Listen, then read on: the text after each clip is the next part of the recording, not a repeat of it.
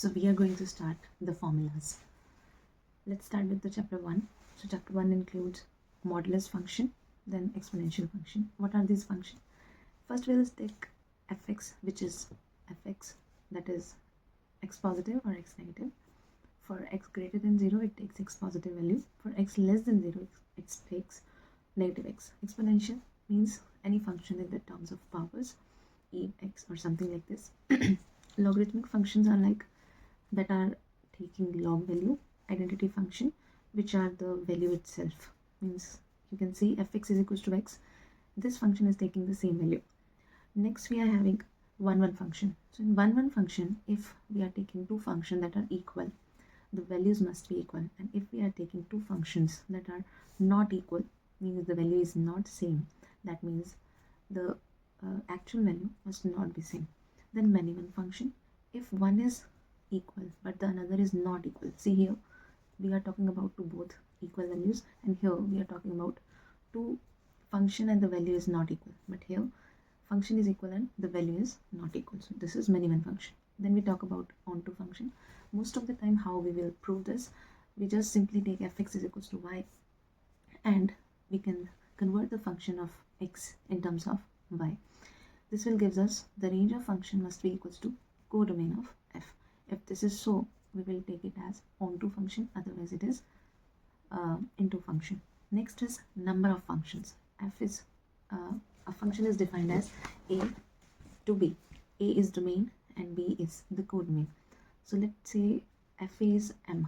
हम f को m मान लेते हैं और जो जिस तरफ ये वैल्यू जा रही है we will take it as n. m पहले आता है n बाद में, ऐसे याद रखिएगा क्योंकि आगे ही आपको बहुत काम आने वाली है। नंबर ऑफ फंक्शंस में क्या करना है आपने, क्योंकि फंक्शन जो है वो डिपेंड करता है कि इसकी इमेज किस पे बनेगी। सो हम लेंगे यहाँ पे n की पावर में m को। उसके बाद नंबर ऑफ 1 फंक्शन के लिए देखिए 1 तभी पॉसिबल है जब आपका m से आप m to n जा रहे हैं, जब आपकी ये n वैल्यू ग्रेटर है, अदरवाइज 1 पॉसिबल नहीं होता। So if n is greater than equals to m, तब हम कहते हैं n factorial upon n minus m factorial, क्योंकि n बड़ा है।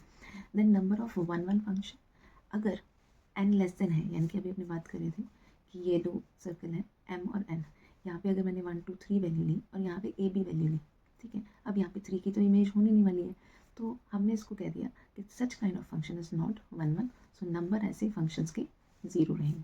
उसके बाद है number of onto functions. Onto function के लिए जैसे इनटू में m टू n डिफाइन था, ठीक है, n ज़्यादा वैल्यू होनी चाहिए थी, यहाँ पे n के लिए m ज़्यादा होना चाहिए, मतलब प्री इमेज डिफाइन होनी चाहिए।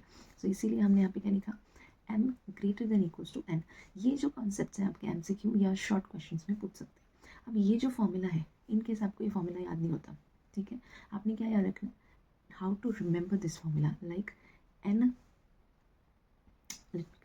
हाँ जी, n C R R power m, ठीक है, इतना अगर आप याद रख लेते हो तो आगे तो ये माइनस ही कर रहा है, किस में से माइनस कर रहा है, n में से माइनस कर रहा है, ये सबसे मोस्ट इंपॉर्टेंट है, ठीक है, n C R R power m। उसके बाद है अदरवाइज कोई भी कंडीशन पे आंसर 0 है। अगर पूछे कि number of bijective map, mapping भी बोलते हैं फंक्शंस जब अपने डिफाइन करते हैं, तो 1 एंड ऑन टू मैपिंग या बाइजेक्टिव मैपिंग जो होगा वो होगा m इक्वल n के लिए तो n फैक्टोरियल, और अगर m इक्वल नहीं है n के तो ये 0 ही होगा।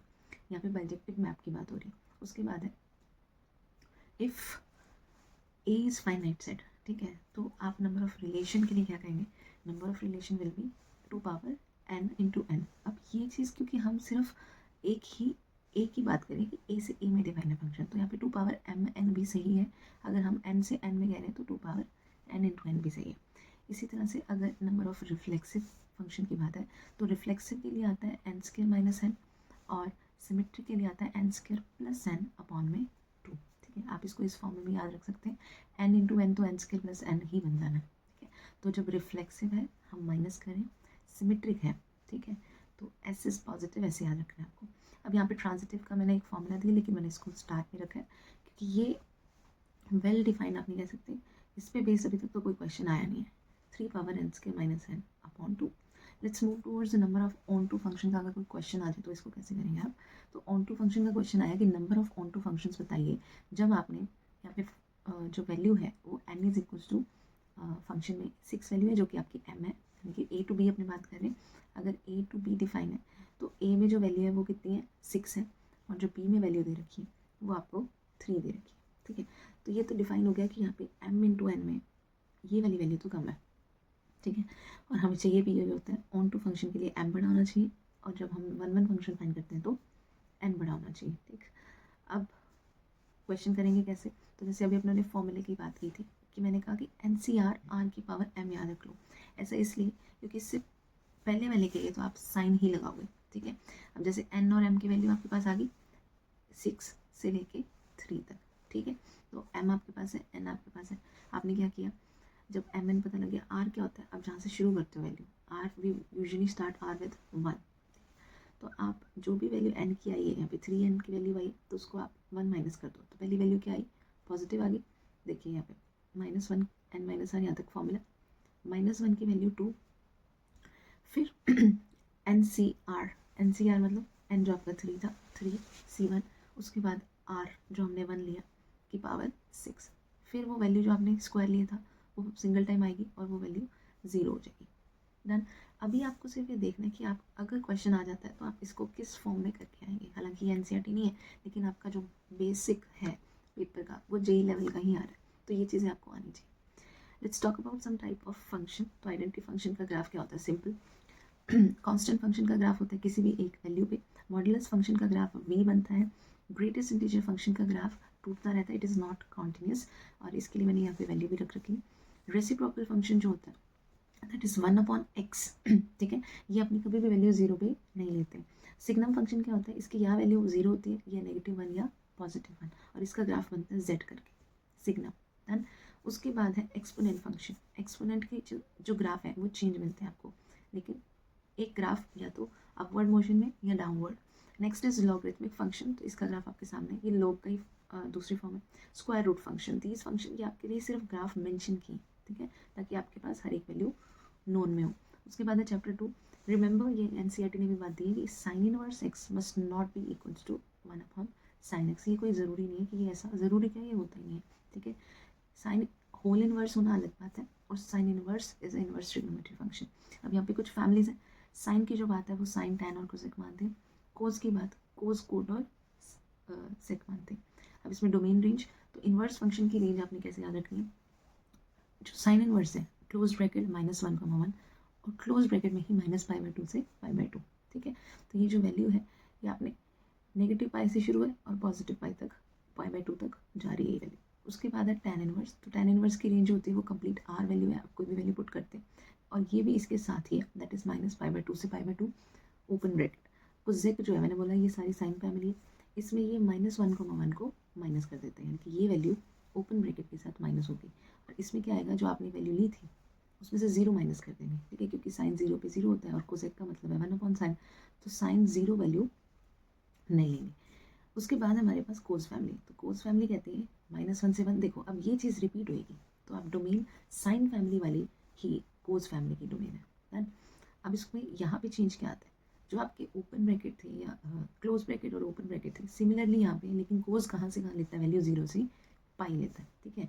और सेक किस पे चेंज हो रहा है, -π/2 पे, क्योंकि 1/cos π/2 जो होता है वो 0 लेता है वैल्यू, तो उसको हम नेग्लेक्ट करते हैं यहाँ पे। डन। उसके बाद हम चलते हैं कुछ फॉर्मूलाज पे।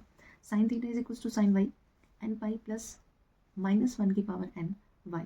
ये आपको तब यूज़ करना है जब आपकी जो वैल्यू है, अगर आपको ये आफ्टर स्कूल टू कॉलेज काम करना, ये वाला कॉन्सेप्ट नहीं आता, ठीक है, तो आपके ये फॉर्मूले बड़े हेल्प करेंगे। सपोज किसी क्वेश्चन में आपके पास वैल्यू -π/3 आ रही है which does not belongs to 0 to π, what you do, you just simply put here, ठीक है। आपने n की वैल्यू पुट कर दी यहाँ पे and you will get the result. उसके बाद है tan theta is equals to tan pi which is n pi, similar like of sin theta plus pi y. Substitution कैसे करना है, अब कुछ क्वेश्चन ऐसे हैं जिसमें सब्सटीट्यूशन करना है, तो अगर आपका क्वेश्चन a² + x² की फॉर्म में है, you have to put tan theta और cos theta. If it is in the form of a² - x², you just simply put sin theta और cos थीटा। यहाँ पे a इसलिए मेंशन किया क्योंकि सपोज यहाँ पे a² की जगह 2² आ जाए तो आपको 2 sin थीटा पुट करेंगे आप, x² -a² है तो sec थीटा और cosec थीटा। अगर कोई क्वेश्चन में a + x a - x आ रहा है, you have to put a cos 2 theta which is very much important for some of the questions. Now graph is very much important. Graph कैसे करना है, suppose आपको फंक्शन f(x = 2 sin इनवर्स का graph आ गया। अब सिंपल ग्राफ तो नहीं आएंगे हमारे लिए, तो टू साइन इनवर्स का ग्राफ क्या होगा, आपने इक्वल में वाई लेट कर लेना। जैसे ही आपने इक्वल वाई लेट किया तो ये जो 2 है वो डिवाइड में चला गया, which is sine inverse y by 2। अब हम x is equal to sine y by 2 भी ले सकते हैं। अब यहाँ पे क्या हो गया, इस क्वेश्चन का ग्राफ आपके लिए ईजी हो गया। अब हमें साइन की तो वैल्यूज आती हैं, आपने जस्ट यहाँ पे वैल्यू पुट करते जाना है और उसका ग्राफ बनाते जाना है, ठीक है। अब फिर भी साइन इनवर्स और ग्राफ सीख लेते हैं कैसे बनाने। जो साइन इनवर्स और कोज इनवर्स का ग्राफ है वो कुछ सिमिलर है। कोज का ग्राफ होता है सिंपल एफ और साइन का ग्राफ है उल्टा एफ। एक फ़र्क हो रहा है, जब साइन का ग्राफ बनाते हो यू पुट पॉजिटिव साइन, लेकिन जब आप कोज फैमिली के ग्राफ बनाते हो you just made perpendicular sine, ठीक है। अब आप यहाँ पे डिफरेंसेस देखोगे तो अभी यहाँ पे मैंने एफ बना दिया, 2 ग्राफ आपके लिए क्लियर हो गए। Next is second cosec. अगर आपको सेक इनवर्स का ग्राफ बनाना है तो सबसे पहले आपको कोज, सेक की फैमिली क्या है, कोज फैमिली से है, तो आपने इसमें एफ बनाया, जहाँ एफ खत्म हो रहा है वहाँ से सेक का ग्राफ शुरू हो रहा है। जब आपने कोसेक बनाना है तो आपने साइन का ग्राफ बनाना है उल्टा एफ, तो जहाँ ये खत्म हो रहा है वहाँ पे कोसेक का ग्राफ शुरू हो रहा है। उसके बाद है कोट। जो टैन और कोट है, अगर आपको टैन में से 10 मार्क्स मिलेंगे तो टीचर आपको क्या देगा, गुड देगा, गुड देगा। तो टैन का ग्राफ होता है गुड, ठीक है, और इसी का अपोजिट होता है कोट, ठीक है। तो इस तरह से आप ग्राफ जो है वो अच्छे से याद कर सकते हैं। चैप्टर 3 में it's very simple chapter. Order क्या होता है, नंबर ऑफ रोज और नंबर ऑफ कॉलम्स होते हैं। टोटल जो नंबर ऑफ एलिमेंट्स है वो n is equal to p q होता है। कई सिंपल सी बातें हम भूल जाते हैं। ये जो चीज़ है इस पे बेस आपको एमसीक्यू दिया हुआ है कि नंबर ऑफ एंट्रीज दे दी कि 0 और 1 से आप ग्राफ बना के दिखाओ। तो 0 और 1 से ग्राफ कैसे बनता है, 0 और 1 से मैट्रिसेस कैसे बनती हैं। नंबर ऑफ मैट्रिसेस, आपकी एंट्री है 0 और 1, आपने यहाँ पे एंट्री यानी कि 2 वैल्यू है, 0 और 1 2 वैल्यूज है, यहाँ पुट कर दिया। अब ऑर्डर बनाना है 3 इंटू 4 का, ठीक है। सो 3 इंटू 4 12, तो 2 की पावर 12 हो जाएगा। सो नंबर ऑफ मैट्रिसेस ये आंसर आ जाएगा। आपकी बुक में ये एमसीक्यू भी है तो आप उसको देख सकते हैं। अब बात करेंगे रो मैट्रिक्स की। तो रो मैट्रिक्स जिसमें एक ही रो होती है उसको रो मैट्रिक्स बोलते हैं। कॉलम मैट्रिक्स जिसमें एक ही कॉलम है that is column. Square matrix जिसमें rows and columns are equal. And diagonal matrix in which आपके जो आई जे एलिमेंट्स हैं जो इक्वल नहीं है वो 0 होते हैं। इक्वल नहीं का मतलब है यहाँ पे 1 1 A2 2 A3 3 और बाकी वैल्यूज जो है वो 0 होंगी, तो उसको क्या कहेंगे, डायगोनल मैट्रिक्स बोल देंगे। उसके बाद है स्केलर। तो स्केलर मैट्रिक्स जो होती है उसमें वैल्यू सेम होती है। देखो डायगोनल में 1 2 3 भी हो सकता है डायगोनल पे, लेकिन स्केलर में वैल्यू सेम है। आइडेंटिटी मैट्रिक्स में क्या है, आपके पास आइडेंटिटी होती है, either it is 1 for the value which are on main diagonal और बाकी वैल्यू 0, जैसे 1 0 1 0 0 1, ठीक है। उसके बाद है नल मैट्रिक्स। नल नाम से शो हो रहा है कि ये 0 है मैट्रिक्स, इसमें कोई भी वैल्यू नहीं है, ठीक। प्रॉपर्टीज़ क्या है मैट्रिसेस की, आप एडिशन कर सकते हैं, इसको कॉम्पिटेटिव बोला है क्योंकि आपकी बुक में दी है तो यहाँ पे मैं मेंशन कर रही हूँ। एसोसिएटिव ऐड कर रहे हो आप, 0 एडिटिव आइडेंटिटी है। आप अगर एक मैट्रिक्स से सेम मैट्रिक्स माइनस कर दोगे तो आंसर इज 0। कोई भी इफ़ 2 वैल्यूज आर इक्वल तो आप उसमें तीसरी वैल्यू ऐड करोगे तो भी रिजल्ट इक्वल रहेगा। कैंसिलेशन लो कि आप इक्वल्स को माइनस कर सकते हैं। स्केलर मल्टीपल यानी कि कोई भी कांस्टेंट वैल्यू आप मल्टीप्लाई करोगे तो रिजल्ट विल बी सेम। जो मल्टीप्लिकेशन ऑफ मैट्रिसेस है, देखो एडिशन के लिए क्या होता है, your order must be completely same. मैं 2 इंटू 3 में 2 इंटू 3 की ही मैट्रिक्स ऐड कर सकती हूँ, लेकिन मल्टीप्लिकेशन में मुझे सिर्फ फर्स्ट मैट्रिक्स के कॉलम और सेकंड मैट्रिसेस की रोज सेम रखनी और जो रिजल्टेंट मिलेगा वो इनके बचे हुए m इंटू पी मिल जाएगा। इस पर बेस्ड भी आपका MCQ गिवन है। NCERT MCQs आपने सारे करके जाने हैं, that are approximately 50 MCQs in book 1 and book 2। Multiplication क्या कहता है कि A B never most of the time it is not equal, ये इक्वल नहीं होता, ठीक है। ABC एसोसिएटिव तो है लेकिन कॉम्यूटेटिव नहीं होता। आइडेंटिटी जो मैट्रिक्स है, अगर आई कहीं पे मिला है आपको तो उसका मतलब 1 0 0 1 भी हो सकता है, 1 भी हो सकता है, और 3 इंटू 3 की 1 0 0 0 1 0, ये भी पॉसिबिलिटी है। ट्रांसपोज क्या होता है, जब आप रो को कॉलम और कॉलम को रो में चेंज कर देते हैं, that is transpose of a matrix, ठीक है। तो यहाँ पे सिंपल चेंज क्या होता है, AIJ किस में कन्वर्ट हो जाता है, AJI में कन्वर्ट हो जाता है। कुछ फॉर्मुलेशंस हैं जो बहुत इंपॉर्टेंट है और आपको वो आनी चाहिए। तो सबसे पहले प्रॉपर्टीज़ पढ़ते हैं इसकी। सबसे पहली प्रॉपर्टी ट्रांसपोज की। ट्रांसपोज का ट्रांसपोज सिंपल मैट्रिक्स बन जाता है। अगर आप 2 एडिशन मैट्रिक्स कर रहे हैं उसका transpose that is A transpose plus B transpose. कोई कांस्टेंट के साथ मल्टीप्लाई करके फिर ट्रांसपोज कर रहे हैं, there is no effect on the constant, transpose का कोई भी इफेक्ट नहीं होता। उसके बाद है AB का ट्रांसपोज यानी कि मल्टीप्लिकेशन का, तो it is B transpose and A transpose. Then ABC का ट्रांसपोज है तो भी C ट्रांसपोज, B ट्रांसपोज और A transpose.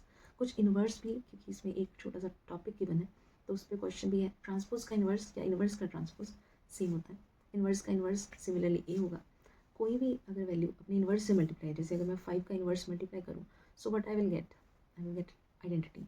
Similarly A inverse आपको क्या देगा, उसका इनवर्स से आप मल्टीप्लाई कर रहे हो, you will get the identity.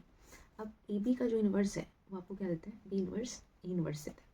और के ए का इनवर्स, तो के का क्या हो जाएगा, रेसिप्रोकल हो जाएगा. ठीक है. उसके बाद सिमेट्रिक मैट्रिक्स, ऐसी मैट्रिक्स जो ट्रांसपोज करने पे भी ना चेंज हो. ठीक है. ए J I is equal to A I जी. ये वाली फॉर्म याद रखिएगा क्योंकि ये एजर्शन रीजन या किसी भी फॉर्म में आपके सामने आ सकती है. स्क्यू सिमेट्रिक मैट्रिक्स जिसमें A J I is equal to negative of A I ji.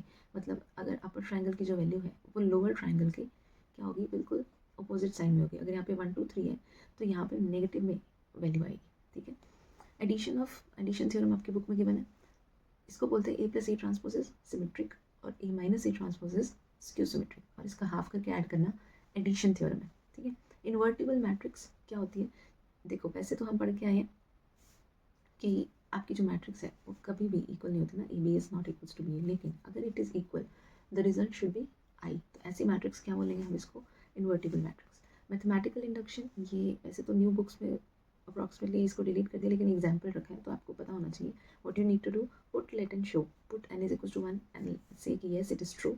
Late n is equal to के लिए भी ट्रू है. एंड फिर आपने जब प्रूव करना है तो आपके पास इधर बनता है ए के प्लस 1. सिंपली आपने उसको ए के डॉट ए लिखना है और जो आप मान के आए थे कि एन इज इक्वल टू के लिए प्रूव है उस वैल्यू को आपने इसमें पुट कर देना.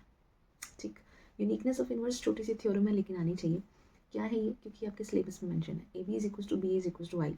हम मान लेते हैं कि ये यूनिक नहीं है, जो इसका बी इनवर्स है वो यूनिक नहीं है, यानी कि एक और इनवर्स प्रेजेंट है, दैट इज सी. ये मानते हैं तो हम ये कह सकते हैं कि B is equal to B I है. ठीक है. क्योंकि आई तो हर एक के साथ प्रेजेंट है. अब इस आई की जगह तो मैं ये ए बी या बी ए या सी ए या ए सी, क्योंकि सारी आई हैं, पुट कर सकती हूँ. तो मैंने पुट किया बी आई की जगह ए सी. अब पुट हम करके आए थे कि बी ए भी आई है तो इसकी जगह आई सी होगी और आई सी मल्टीप्लाई करके आपको क्या दे देता है, सी. दैट मीन्स जो बी आप लेके चले थे वही सी है. There is no other value. ठीक है. यानी कि 5 का अगर आप इन्वर्स करोगे that is only 1/5. Similarly for matrices the result the inverse is unique. उसके बाद है चैप्टर 4. इसमें है only square matrices have determinant. ये भी याद रखना है आपने.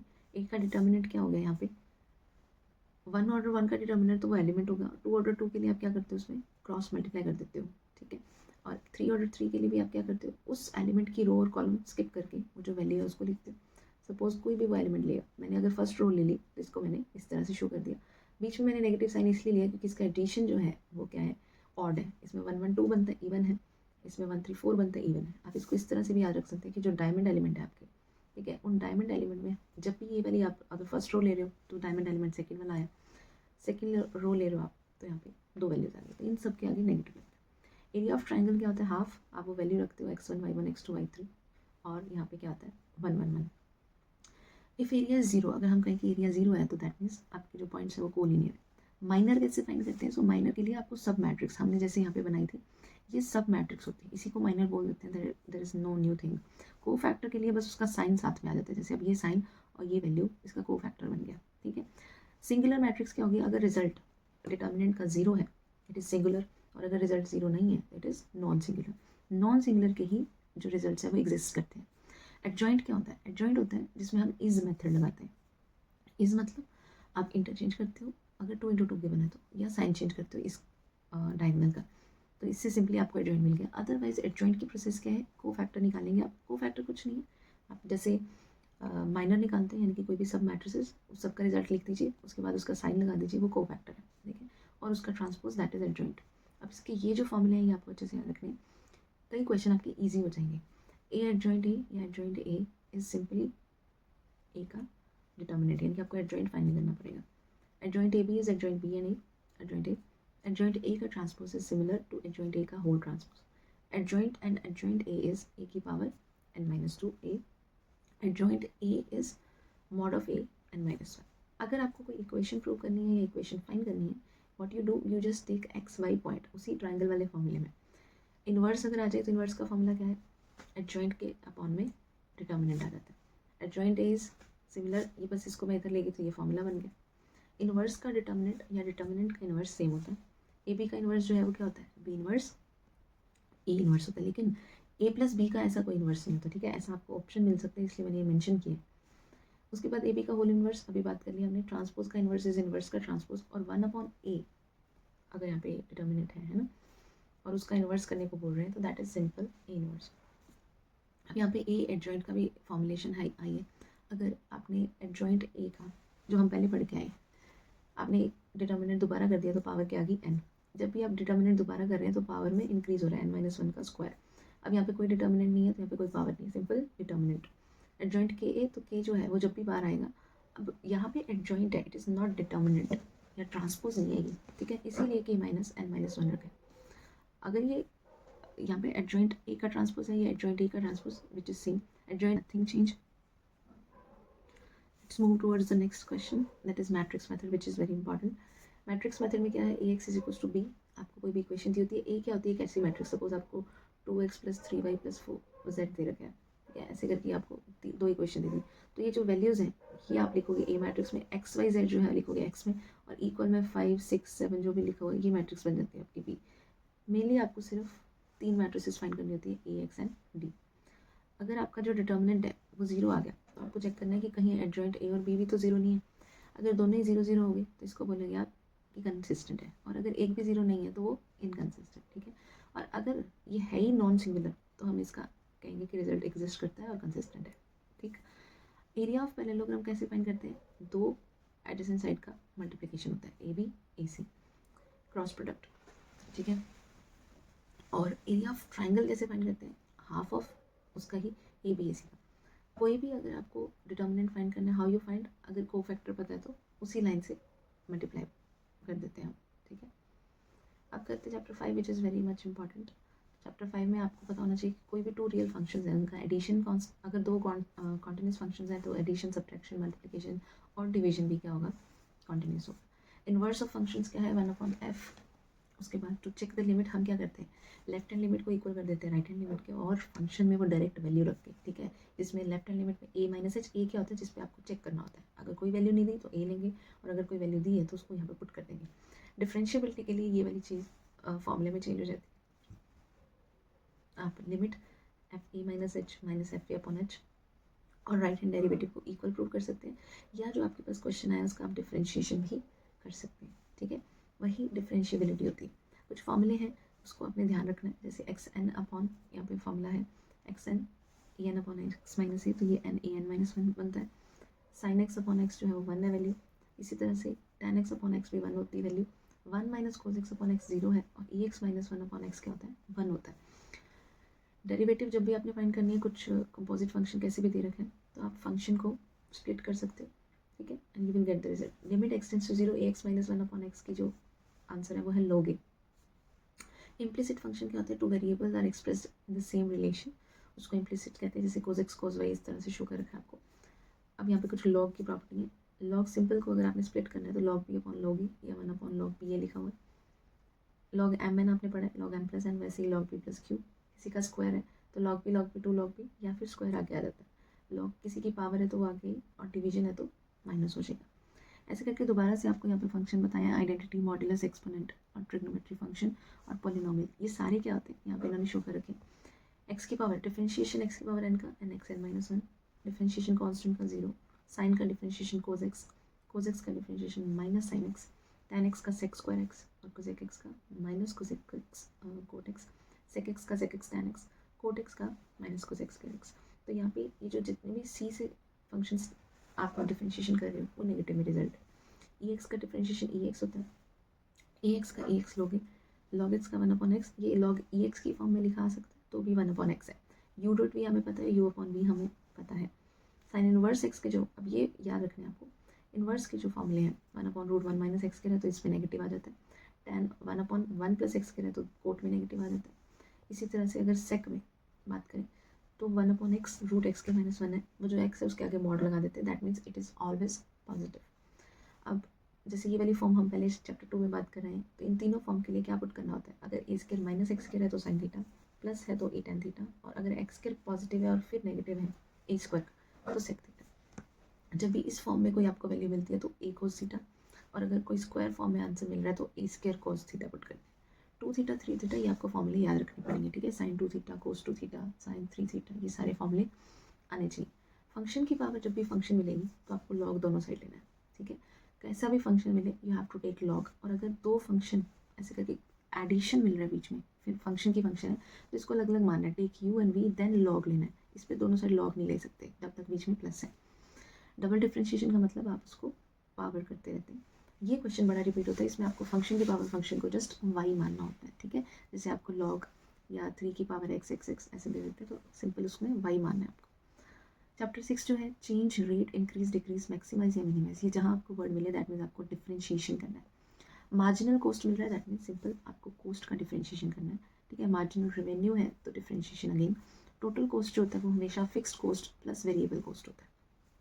कुछ फॉर्मूले हैं यहाँ पे, सर्कल का perimeter 2 pi r, area pi r square, square 4x x square, rectangle 2 length plus breadth बोलते हैं, लेकिन इस चैप्टर के लिए आपको x और y से ही याद रखना है उसको, x multiply y। Equilateral triangle के लिए √3/4x स्क्वायर, ट्राइंगल के लिए perimeter sum of all side और base into height half, trapezium sum of all side इसका पेरीमीटर और इसका area half a + b h। Rhombus के लिए फॉर्मूला सेम रहता है। इसके दो फॉर्मूले हैं, एरिया के लिए बेस इंटू हाइट या half into d1 into d2। 3D shapes जो है उसका CS से TS से और वॉल्यूम आ जाता है, इसलिए क्यूब जो है 4x² 6x², x की क्यूब। क्यूबॉइड के फॉर्मूले आपके सामने हैं, कोन का और सिलेंडर का। ये फॉर्मूले हर हाल में आने चाहिए, इसमें मिस्टेक के कोई चांस नहीं है, ठीक है। उसके बाद है इंक्रीजिंग फंक्शन। जब आपको इंक्रीजिंग फंक्शन शो करना है यानी कि आपका x बिलोंग करता है क्लोज्ड ब्रैकेट से, डिक्रीजिंग फंक्शन के लिए भी क्लोज ब्रैकेट, लेकिन जब स्ट्रिक्टली या स्ट्रिक्टली डिक्रीजिंग इंक्रीजिंग है तो ये ब्रैकेट्स ओपन हो जाते हैं। फ़र्क क्या है, आपका फंक्शन 0 वैल्यू लेगा इंक्रीजिंग डिक्रीजिंग में और स्ट्रिक्टली में ये 0 नहीं लेगा, आइदर ग्रेटर और लेसर। कांस्टेंट जो भी फंक्शन होते हैं बोथ इंक्रीजिंग और डिक्रीजिंग होते हैं, ये इसलिए लिखा एजर्शन रीजन में आ सकता है। अब इंटरवल आपको दिया हो, टाइप ऑफ नेचर, ये आपकी एक जो टेबल है वो आपको बनानी होती है, तो इसमें आप टाइप ऑफ नेचर कैसे चेक करते हैं, f' की हेल्प से। EX जो है वो हमेशा इंक्रीजिंग फंक्शन है। ये क्वेश्चन ये इसमें साइन थीटा कोस थीटा वाले क्वेश्चन इंपॉर्टेंट है, तो कोस x कोस y आ जाए तो 2nπ + -y, साइन x आ जाए तो nπ + y, tan x आ जाए तो nπ + y। कोस 0 होता है हमेशा 2n + 1 π/2 के मल्टीपल्स पे, और साइन और tan 0 होता है n पाई पे, मल्टीपल्स ऑफ पाई। अब मैक्सिमा और मिनिमा कैसे करना है, फंक्शन का differentiation, take the values of a b c = 0। अगर डबल डिफरेंशिएशन लेस देन है तो मैक्सिमा और ग्रेटर है तो मिनिमा। इन केस 0 आ गया तो टेस्ट फेल। क्या करेंगे फिर करेंगे हम लाइन टेस्ट यानी कि नंबर लाइन। आप वो वैल्यू रख देना, उनके इन बिटवीन आपने वैल्यू पुट करनी है। अगर वैल्यू पॉजिटिव है तो साइन पॉजिटिव, वैल्यू नेगेटिव है तो साइन नेगेटिव। पॉजिटिव से नेगेटिव जाने का मतलब मैक्सिमा, नेगेटिव से पॉजिटिव जाने का मतलब मिनिमा, और अगर सेम साइन जा रहे हो तो point of inflection. Every continuous function जो होगा क्लोज इंटरवल पे has a maximum under minimum value. Absolute word देख गया कहीं पे दैट मीन्स वहाँ पे क्लोज ब्रैकेट दिए। इसमें प्रोसेस छोटी हो जाती है, ABC फाइंड किया और सिंपल XY की वैल्यू रखते हैं। अब जैसे कोई भी प्रूफ है, प्रूफ में आपको क्या करना है, हमेशा गिवन या फिक्स्ड वैल्यू देनी मिलेगी। 6.5 and miscellaneous is very much important, उसमें ही ये एनालाइज करना है आपको। गिवन फंक्शन मिलेगा आपको, उसमें पहले आपको उसको वन वेरिएबल बनाना, जो भी उसकी स्टेटमेंट दी है, जो भी कांस्टेंट दी है। नहीं बन रहा, क्या प्रूव करना है उसके लिए, या तो आपको सिमिलैरिटी रूल या PGT या PVP लगाना पड़ सकता है। अगर एरिया रूट में है तो आपने बोथ साइड स्क्वायर कर लेना, सामने फंक्शन बन जाएगा, कोई फर्क नहीं पड़ता। मॉडुलस जो फंक्शन है, साइन फंक्शन जो है, जब भी इसको सॉल्व करो सिंपली आपने क्या करना है, सिंपल डायरेक्ट मेथड का यूज़ करना है, ठीक है। तो ये थी बुक 1 की फॉर्मूलाज। We will start the book 2 formulas very soon. Thank you.